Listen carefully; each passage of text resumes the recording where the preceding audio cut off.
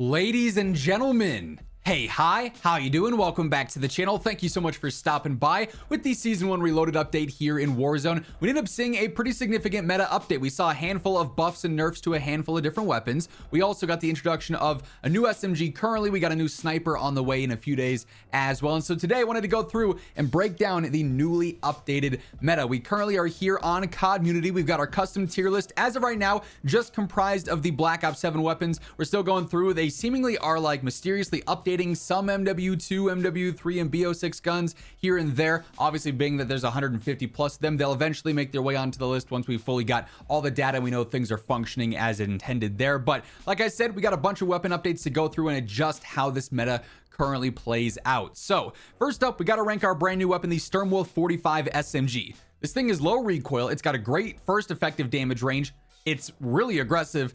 Overall, this thing is a meta tier SMG. It is right up there with the MPC, these other top tier subs that we've got. A great choice right now, in my opinion, especially because its ease of use is so straightforward. It's really not a weapon you have to work hard to do well with by any means. But now I got my handy dandy list of notes of everything that was updated and changed with this general update. So the AK-27, much like several other assault rifles, ended up getting a mid-range barrel buff, so its sniper support barrel got buffed. The AK can be used pretty effectively in that kind of niche playstyle, and so that makes this even better. It's not going to be something that jumps it up into absolute meta, but that playstyle on the AK is even better. And the same deal with the Mirage as well. Its mid-range barrel got buffed there, so its sniper support niche style is even better than before, and it was already phenomenal there too. So certainly something to look out for. If we were ranking these off of their specific niches, for instance, rather than the overall weapon, I mean, the Mirage is the absolute meta sniper support. The Peacekeeper's up there as well. There's some really good choices for that style of play, but interesting enough, a lot of the rifles ended up getting similar updates like that. The M15 mod got some very interesting updates here. Its close damage got buffed. Its long damage got buffed. It also got a range buff and then a velocity buff as well. It's really just a middle of the pack rifle right now. It doesn't stand out in one specific area a ton. It's just kind of good everywhere. And I think it really is borderline absolute meta. It's definitely, I think, the closest in the A tier to jumping into absolute meta. But because it doesn't stand out in one area insanely well, I think that limits it to just being an A tier one for now. So interestingly enough, we've got 3 A tier rifles that all got better, but they're not going to jump up a category per se. So the A tier is just insanely competitive here overall. Now the Maddox ended up getting some updates here. Its mid-range damage and range both got buffed. The velocity got buffed a ton and the vertical recoil got buffed. I'm jumping this thing up into the A tier. This thing for sniper support is phenomenal. It's just a nice low recoil aggressive rifle. For resurgence, it plays really well. It's just well-rounded and super aggressive. One of my favorite guns in the entire game, and I love the fact that it got a pretty hefty buff here. And keep in mind, as we are going through all the weapon updates here, all the changes to the overall Warzone meta, if you guys enjoy this video, you find the info helpful, do me a favor, drop a like on the video. It's a great way to help share it around and grow the channel in general here. And of course, if you're new to the channel, you want to ensure you're always up to date with everything going on in COD, no better place than right here. So feel free to hit that subscribe button and turn on those post notifications. Next up, the MXR ended up seeing a long range damage nerf. And this is something that I do think jumps it down into the A tier category with, because now, much like several of these other rifles, it's not a true standout like through and through. You have a situation where if you wanted to use an aggressive low recoil rifle, okay, you've got the Mirage, you've got the mod, you've got the Maddox. If you want to use a heavy hitting option, you've got the AK, you've got the MXR. The balance here, I think, quite frankly, is phenomenal, and that's a really, really good sign in my opinion.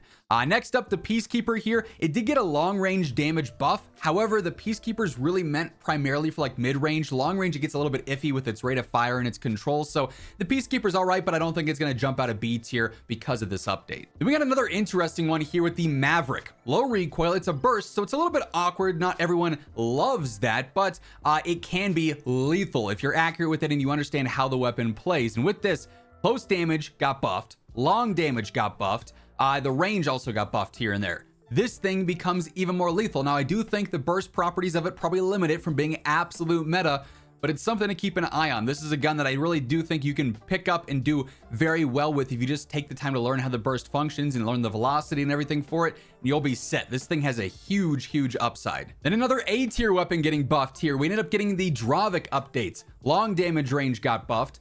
Torso and leg multipliers got buffed. Its ADS speed got buffed and its sprint to fire speed got buffed. W's all around. Its first damage range TTK is still not going to be insane. It's just ever so slightly behind the Stormwolf and the NPC, but it's a phenomenal SMG. It's probably the most straightforward one in the game, maybe now behind the Stormwolf.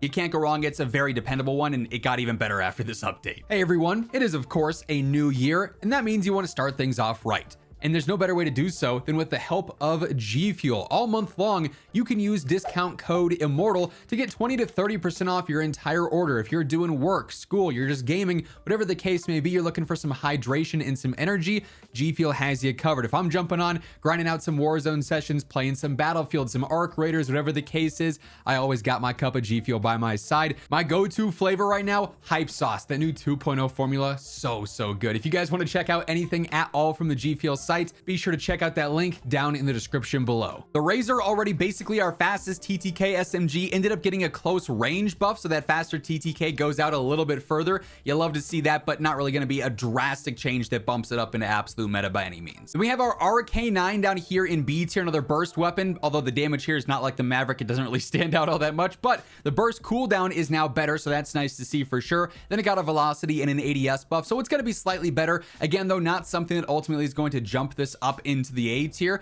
Just very much so an average SMG as of right now. While we're down here in the B tier though, despite the fact that the Carbon didn't really see any weapon specific updates, it got some attachment updates, this thing is a beast. The more I've used it, the more I become familiar with it. It's definitely deserving of being in that A tier because it's right there with the Kogot, the other SMGs here as a great choice. It's honestly probably bordering absolute meta, quite frankly, depending on your preference. You could definitely make an argument for it like you could with a lot of the stuff here in A tier. Now this one I actually like because it adds more parity to the LMG meta. The MK78, we're bumping back up into absolute meta because they buffed the range with the mid-range, and the long damage got buffed. So it's long range damage where you're going to be using it the vast majority of the time because it's a heavy, slow LMG. You're using it mid-range, long range, and it now fries right there with the Sokol as two of the best long range options in the entire game. So I like the fact that that gets even more competitive for sure. And then lastly, the Shadow SK ended up getting a max damage range buff, but you're not really using the Shadow SK in the close range. It's a little bit too slow and awkward for that.